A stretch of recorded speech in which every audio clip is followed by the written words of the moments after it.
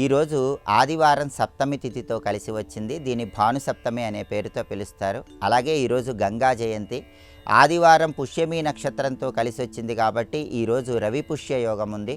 ఈ రోజు నుంచి డొల్లు కర్తరి కూడా ప్రారంభమవుతోంది. ఈ సందర్భంగా ఎలాంటి విధి విధానాలు పాటిస్తే శుభము లాభము చేకూరతాయో నేటి శుభం లాభం అనే శీర్షికను పరిశీలిద్దాం.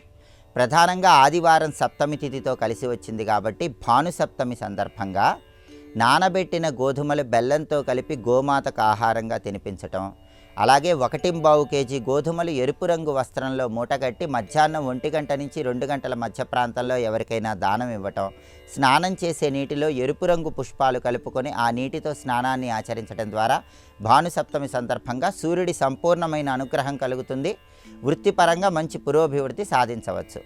అలాగే ఈరోజు ఆదివారం పుష్యమి నక్షత్రంతో కలిసి వచ్చింది. దీన్ని రవి పుష్యయోగం అనే పేరుతో పిలుస్తారు.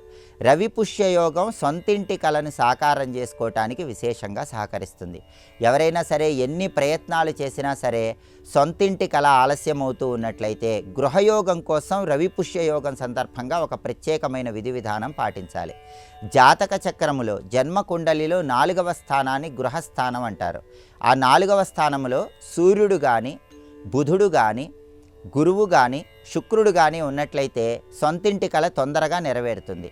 అలా కాకుండా 4వ స్థానంలో జాతక చక్రంలో చంద్రుడు కానీ, కుజుడు కానీ, శని కానీ, రాహువు కానీ, కేతువు కానీ ఉన్నట్లయితే గృహయోగం ఆలస్యం అవుతూ ఉంటుంది. అటువంటప్పుడు జాతక చక్రములో ఉన్నటువంటి గృహస్థానములో ఉన్న గ్రహాల వల్ల సొంతింటి కల ఆలస్యం అవుతున్నప్పుడు రవి పుష్యయోగం సందర్భంగా పాటించే ఒక ప్రత్యేకమైన విధి విధానం తొందరలోనే గృహయోగాన్ని కలిగింపజేస్తుంది. ఆ ప్రత్యేకమైన విధి విధానం ఏంటంటే, ఈరోజు ఎక్కడైనా ఖాళీ ప్రదేశంలో 11 రావి మొక్కలు నాటండి. ఆ రావి మొక్కలకు నీళ్లు పోయండి. ఆ రావి మొక్కల చుట్టూ ప్రదక్షిణలు చేయండి. ఇలా చేస్తే రవి పుష్యయోగం సందర్భంగా ఈ రావి మొక్కలను నాటటం అనే పరిహారం ద్వారా అతి త్వరలో గృహయోగాన్ని సిద్ధింపజేసుకోవచ్చు. 11 రావి మొక్కలు నాటటం వీలు కాని వాళ్ళు కనీసం ఒక మేడి మొక్కనైనా సరే ఎక్కడైనా ఖాళీ ప్రదేశంలో నాటండి. మేడి మొక్కను నాటి నీళ్లు పోసి దానికి ప్రదక్షిణలు చేయటం ద్వారా కూడా రవి పుష్యయోగం సందర్భంగా సొంతింటి కల తొందరగా సాకారం చేసుకోవచ్చు.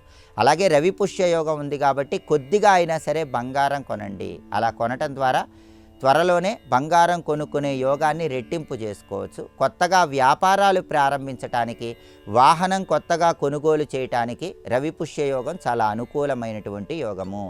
అలాగే ఈరోజు ఇల్లు మారినట్లయితే ఉత్తమ ఫలితాలు కలుగుతాయి. ఎవరైనా అద్దె ఇంట్లో ఉంటున్న వాళ్ళు ఇల్లు మారాలన్నా కూడా రవి పుష్యయోగం ఉంది కాబట్టి ఈరోజు మారితే విశేషమైన శుభ ఫలితాలు కలుగుతాయి. రవి పుష్యయోగం సందర్భంగా ఈ విధి విధానాలు పాటించండి. అలాగే ఈరోజు గంగా జయంతి కాబట్టి స్నానం చేసే నీటిలో కొద్దిగా గంగాజలం కలుపుకొని గంగా గంగా గంగా అనుకుంటూ ఆ నీటితో స్నానం చేయటం ద్వారా గంగా స్నానం చేసిన ఫలితం కలుగుతుంది. అలాగే ఈరోజు నుంచి డొల్లు కర్తరి ప్రారంభమవుతోంది కాబట్టి వ్యవసాయ సంబంధమైనటువంటి కొత్త పనులేవి ఈ రోజు నుంచి ప్రారంభించకూడదు. గృహారంభము, శంకుస్థాపన, గృహప్రవేశము ఇలాంటి కార్యక్రమాలేవి కూడా చేయకూడదు. బోరింగ్ పనులు కూడా నిర్వహించకూడదు. డొల్లు కర్తరి సందర్భంగా భూమికి సంబంధించినటువంటి పనులేవి కూడా చేయకూడదు. అయితే వివాహం, గృహప్రవేశం ఇలాంటి శుభ కార్యక్రమాలు మాత్రం డొల్లు కర్తరిలో నిర్వహించుకోవచ్చు. ఇలా డొల్లు కర్తరి, గంగా జయంతి, రవి పుష్యయోగం, భాను సప్తమి సందర్భంగా ఈ విధి విధానాలు పాటించండి. సమస్త శుభాలను సిద్ధింపజేసుకోండి.